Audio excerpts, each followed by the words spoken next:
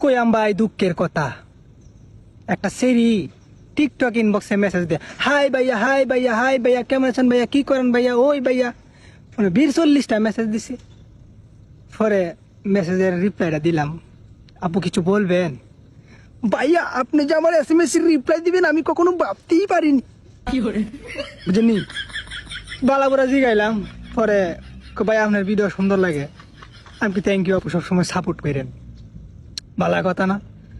ভাইয়া আপনার দেখতাম, আমার খুব ইচ্ছা, আমার মনের আশাটা ভাইয়া পূরণ হইব, এমন টিকে কইতাছে না দেও তো পারি না। পরে আচ্ছা কই যা, আচ্ছা আপনার এমন নাম্বারটা দেন, যেহেতু দেওয়ার তো ইচ্ছা তো এটা দেন।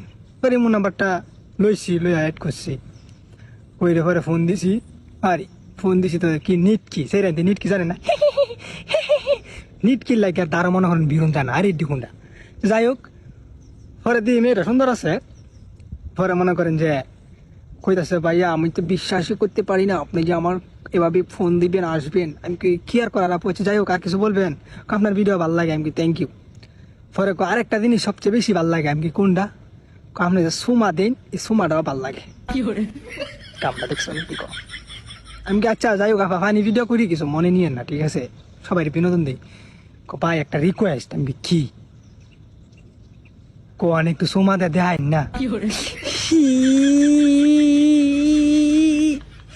এটা কোনো কথা ভাই, আমি সুমা দেখাইছা। পরে কি করবাম, দুঃখের বিষয় চিন্তা করে দেখলাম, মানে যদি সোমা দেই স্ক্রিন রেকর্ড করে লাগে, যদি টিকটক সাইডে দেয় পরে কইবেন টেকনিক ভাই লুচ্চা সাইডে লগে সোমা ছবি করে, পরে কইবেন যে লিঙ্ক ভাইরাল হয়ে গেছে। এই ধরে ভাই সোমা টোমা দিছি না।